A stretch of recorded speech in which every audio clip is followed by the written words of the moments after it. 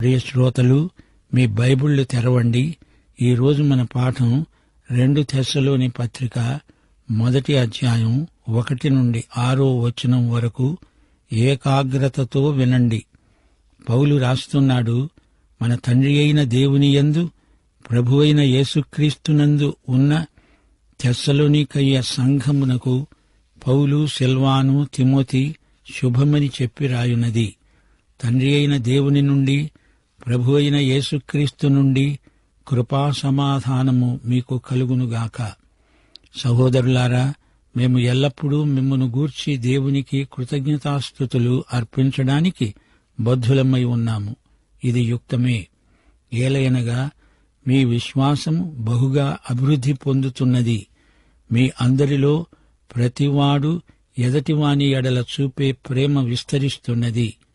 అందువలన హింసలన్నిటిలో, మీరు సహిస్తున్న శ్రమలలో మీ ఓర్పును విశ్వాసమును చూచి మేము దేవుని సంఘాలలో మీ యందు అతిశయపడుతున్నాము. దేని కొరకు మీరు శ్రమపడుతున్నారో ఆ దేవుని రాజ్యమునకు మీరు యోగ్యులని ఎంచబడే నిమిత్తము మీరు ఇలా ఓర్చుకోవడము దేవుని న్యాయమైన తీర్పునకు స్పష్టమైన సూచన అయి ఉన్నది. ప్రభువైన యేసు తన ప్రభావమును కనపరచే దూతలతో కూడా పరలోకము నుండి అగ్నిజ్వాలలలో ప్రత్యక్షమవుతాడు.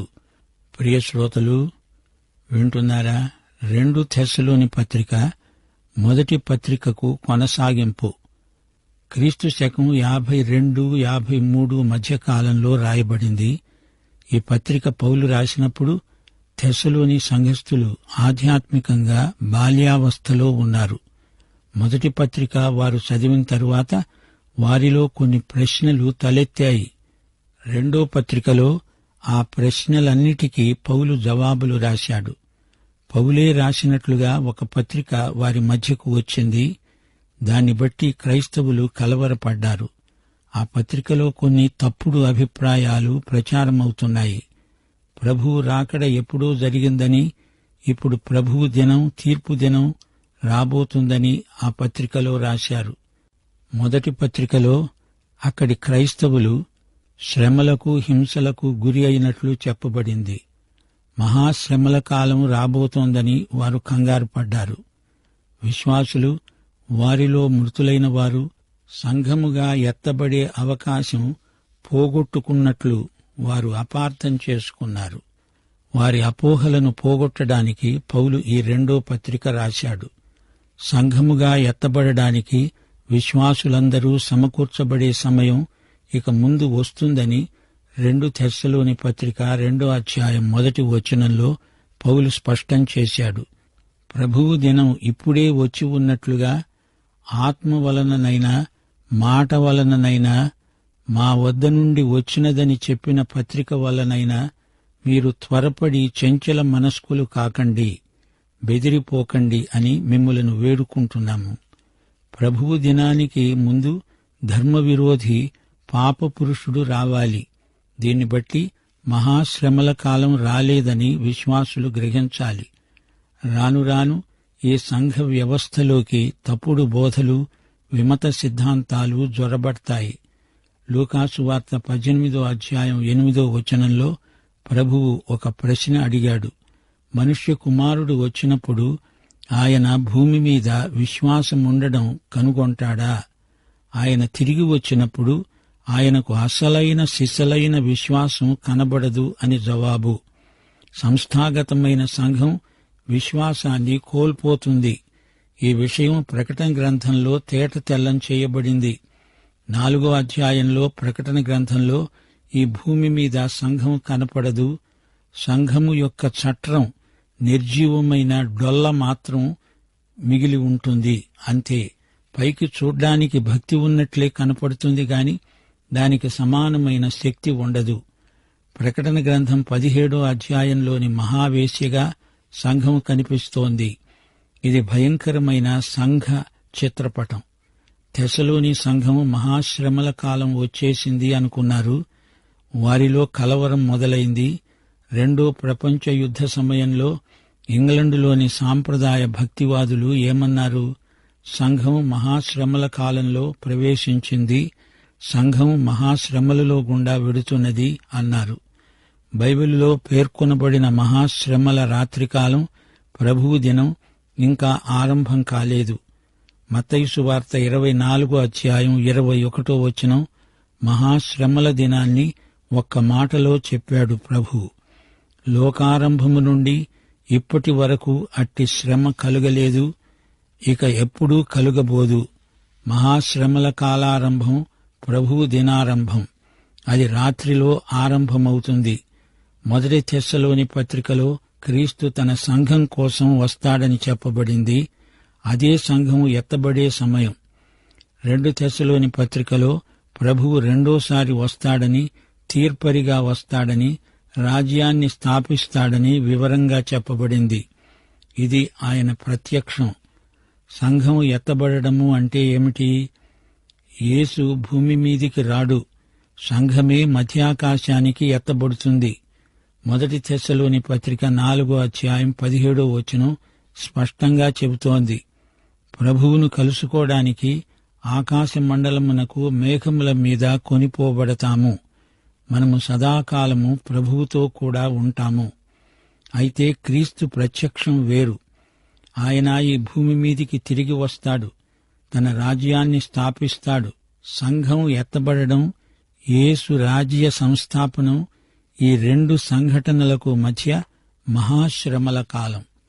మొదటి తెస్సలోని పత్రికలో మనం నేర్చుకున్నట్లు సంఘం ఎత్తబడడం అనే అంశం పాత నిబంధనలో లేదు.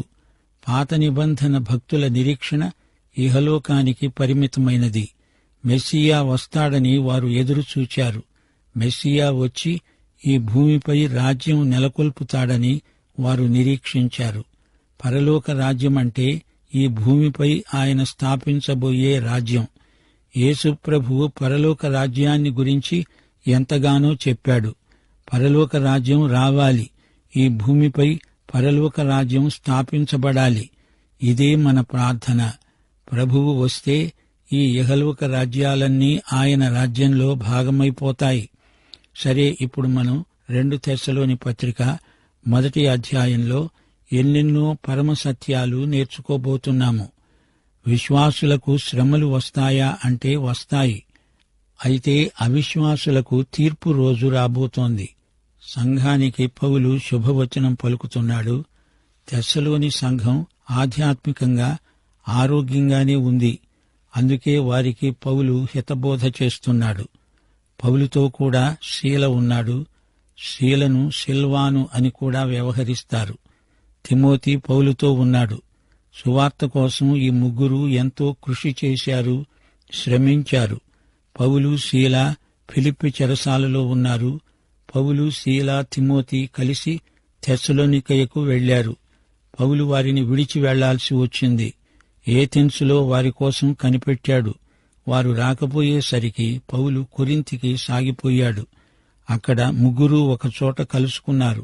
అక్కడి నుండి పౌలు తెస్సలోని మొదటి పత్రిక రాశాడు. సంఘస్థులకు ఎదురైన కొన్ని ప్రశ్నలకు జవాబులు రాశాడు. ఇప్పుడు ఈ 2వ పత్రిక రాస్తున్నాడు. తన జత పనివారైన శీలను, తిమోతిని ఇక్కడ పేర్కొంటున్నాడు. పౌలు తనతో పనిచేసే వారిని తనతో సంయుక్తపరుచుకుంటున్నాడు.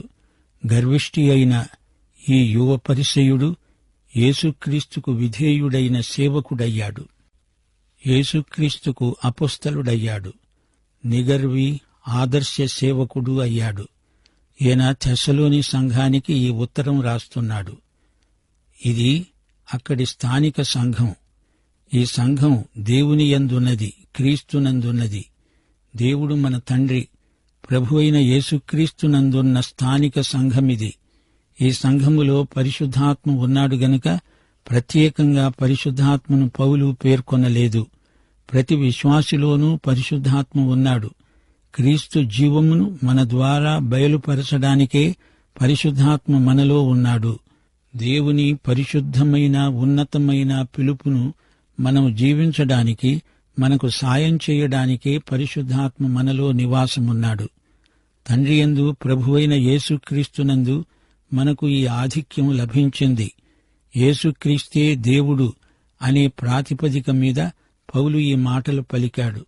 తండ్రి అయిన దేవుడు, కుమారుడైన దేవుడు పౌలు ప్రారంభ వచనంగా, ఆశీర్వచనంగా ప్రయోగిస్తున్నాడు. యోహాను సువార్త 10వ అధ్యాయం 27వ వచనంలో ప్రభు అన్నాడు, నా గొర్రెలు నా స్వరము వింటాయి, నేను వాటిని ఎరుగుదును, అవి నన్ను వెంబడిస్తాయి. నేను వాటికి నిత్యజీవమిస్తున్నాను గనుక అవి ఎన్నటికీ నశింపవు, ఎవ్వడూ వాటిని నా చేతిలో నుండి అపహరించలేడని, వాటిని నాకిచ్చిన నా తండ్రి అందరికంటే గొప్పవాడని ప్రభువు చెప్పాడు. నా తండ్రి చేతిలో నుండి ఎవడునూ వాటిని అపహరించలేడు. విశ్వాసులందరూ క్రీస్తు యేసునందున్నారు. అందుచేత స్థానిక సంఘము దేవుని దృష్టిలో ఎంతో గొప్పది.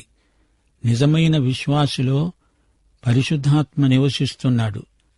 పరిశుద్ధాత్మ శక్తిని బట్టి విశ్వాసి ఇరుగు పొరుగు వారికి తన జీవితం ద్వారా, ప్రవర్తన ద్వారా క్రీస్తును చూపించగలడు.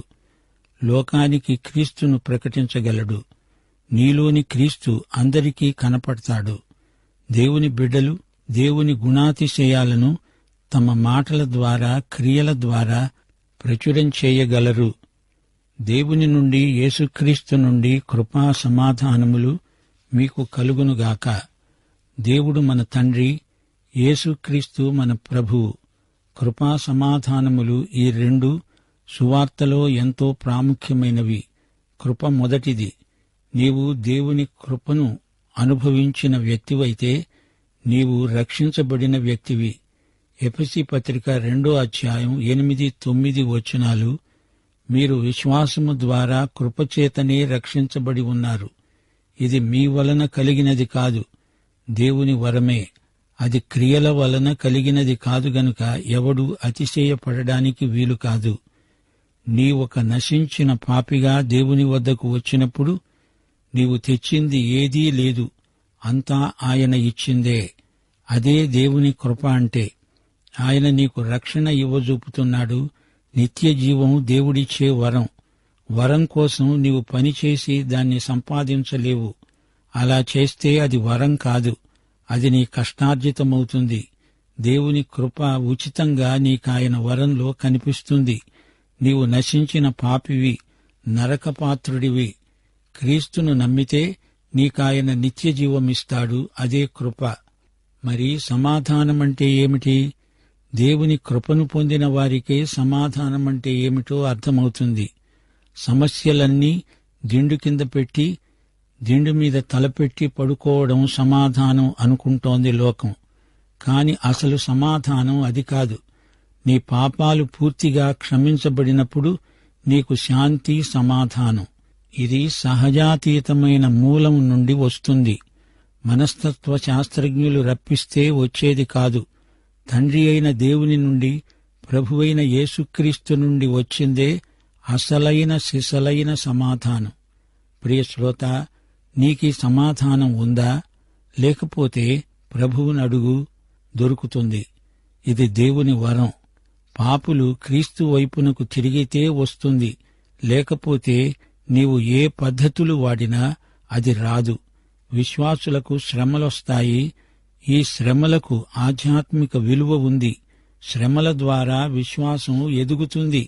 ఒకరి పట్ల ఒకరికి ప్రేమ అధికమవుతుంది. సహనము, విశ్వాసము ఇవన్నీ ఒకదానికొకటి సంబంధించినవి. విశ్వాసము, ప్రేమ, సహనము ఈ మాటలు కేవలం అవ్యక్తమైన భావనలు అనుకుంటున్నారా? అలా కాదు. ఇవి విశ్వాసి యొక్క ప్రాయోజిత లక్షణాలు. అవి విశ్వాసిలో పనిచేస్తాయి, నలుగురికి కనపడతాయి. ఇది పనిచేసే విశ్వాసానికి ఫలితమై మనలో ఫలవంతమైన అభివృద్ధిని కలిగిస్తుంది. 1 తెస్సలోని పత్రిక 1వ అధ్యాయం 3వ వచనం ఇదే మాట అంటోంది. విశ్వాసముతో కూడిన పని, ప్రేమతో కూడిన ప్రయాసము, నిరీక్షణతో కూడిన ఓర్పు. విశ్వాసము, ప్రేమ, నిరీక్షణ ఈ 3 పౌలు ప్రబోధంలోని ముఖ్యాంశాలు. రక్షించే విశ్వాసం సజీవమైనది, పనిచేస్తుంది. రక్షించే విశ్వాసము దేవుని బిడ్డలలో ప్రేమను ఉత్పాదన చేస్తుంది. ఈ ప్రేమ నిర్నిబంధమైనది. ప్రేమకు షరతులుండవు. ప్రేమకు కారణాలుండవు. దేవుని ప్రేమకు అవధులు లేవు. తెస్సలోని విశ్వాసుల శ్రమలు, హింసలు, వారి సహనము, ఓర్పు వల్ల విశ్వాసం ఇంకా బలపడింది.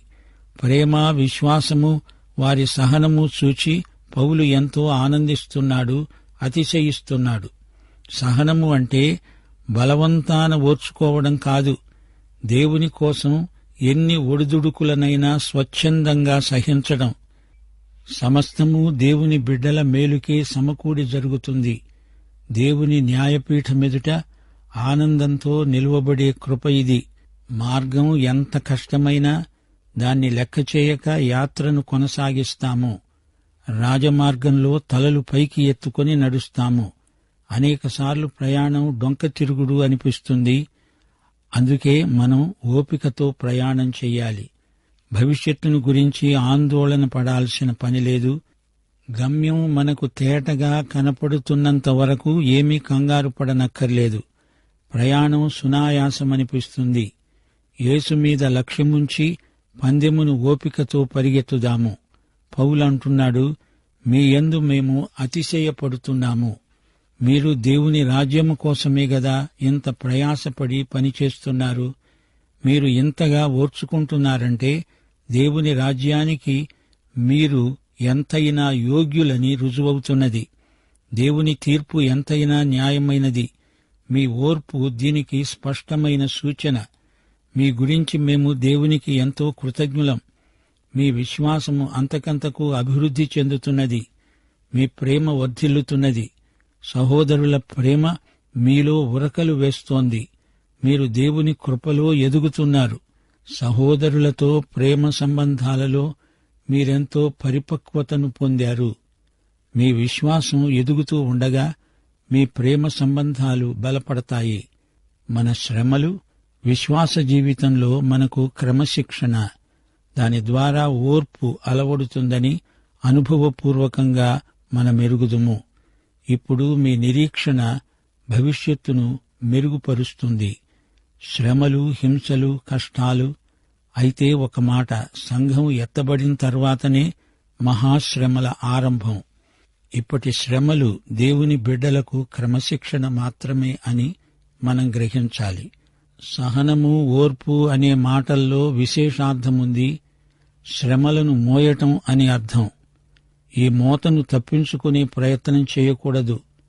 తండ్రి నాకు అనుగ్రహించిన గిన్నెలోనిది నేను త్రాగవద్దా అన్నాడు ప్రభు. సహనము, తాలిమి, ఓర్పు, ఓపిక అనే మాటలు ఒకే అర్థమిస్తాయి. దేవుడు పెట్టిన బరువు మొయ్యాలి. అది నీ బాధ్యత. దానిని కాదనకూడదు. తెస్సలోని క్రైస్తవులు ఆ రోజుల్లో శ్రమానుభవంలో ఆరితేరిన వారు. ఆ సాక్ష్యం వారికి ఉంది. తెస్సలోనికయ్య రోమక వలస కేంద్రం. ఈ ప్రాంతాలకు స్వేచ్ఛగా ప్రజలకు రాకపోకలున్నాయి. ఏ వార్త అయినా బహువేగంగా రోమా సామ్రాజ్యమంతా ప్రసారమయ్యేది. వారికి అట్టి సౌలభ్యం ఉంది. ఇక్కడి విశ్వాసులు కదలని వారై స్థిరులై ధైర్యంగా నిలిచారు. కష్టాలు, శ్రమలు, హింసలు భరించారు. ఈ లోకంలో విశ్వాసులమైన మనకు శ్రమలు తప్పవు.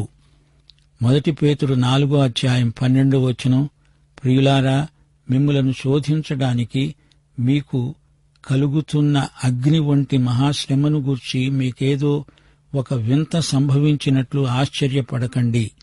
దేవుడు నాకెందుకు ఇలాంటి పరీక్ష పెట్టాడు, నాకెందుకీ శ్రమలొచ్చాయి అంటూ చాలామంది విశ్వాసులు సణుగుతారు. సణుగులు విశ్వాసు యొక్క అసహనానికి సూచన. అందుకే పేతురన్నాడు, క్రీస్తు మహిమ బయలుపరచబడినప్పుడు మీరు మహానందముతో సంతోషించే నిమిత్తము క్రీస్తు శ్రమలలో మీరు పాలివారై ఉన్నంతగా సంతోషించండి. అప్పుడప్పుడు విశ్వాసులు అవివేకులై అనవసరంగా శ్రమలలో చిక్కుకుంటారు. మీలో ఎవరు నరహంతకులుగా కాని, దొంగలుగా కాని, దుర్మార్గులుగా కాని, పరుల జోలికి పొయ్యేవారుగా కాని బాధ అనుభవించతగదు. అప్రస్తుత ప్రశంసలు చేసే వదరుబోతులు చిక్కుల్లో పడిపోవడం కొత్త సంగతేమీ కాదు. ఎవడైనా క్రైస్తవుడైనందుకు బాధ అనుభవించిన ఎడల అతడు సిగ్గుపడడు. ఆ పేరును బట్టే దేవుణ్ణి మహిమపరుస్తాడు. దుష్టులకు శిక్ష, కాని విశ్వాసులకు క్రమశిక్షణ.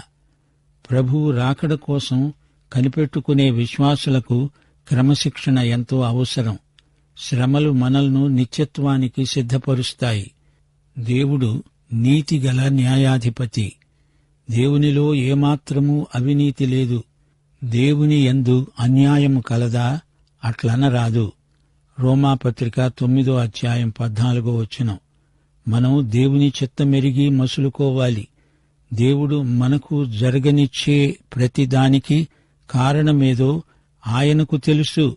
లోకం మీదికి మహాశ్రమలు ఆయన రప్పిస్తాడు అంటే అది ఆయన నీతి, అది ఆయన నిత్య సంకల్పం. శ్రమలు మనలను దేవుని రాజ్యానికి యోగ్యులనుగా రూపొందిస్తాయి అని మనమెన్నడూ మరిచిపోకూడదు. ప్రియశ్రోత, నీవు ఈ యేసును, త్వరలో రానై ఉన్న రాజులకు రాజును వ్యక్తిగతంగా ఎరుగుదువా? అయితే ఈ పాఠమంతా నీకోసమే. ప్రభువైన యేసుక్రీస్తు వారి మహాకృప, దేవుని మహాప్రేమ, పరిశుద్ధాత్మ యొక్క నిత్య సహవాసము మనకందరికీ సదాకాలము తోడై ఉండునుగాక. ఆమేన్.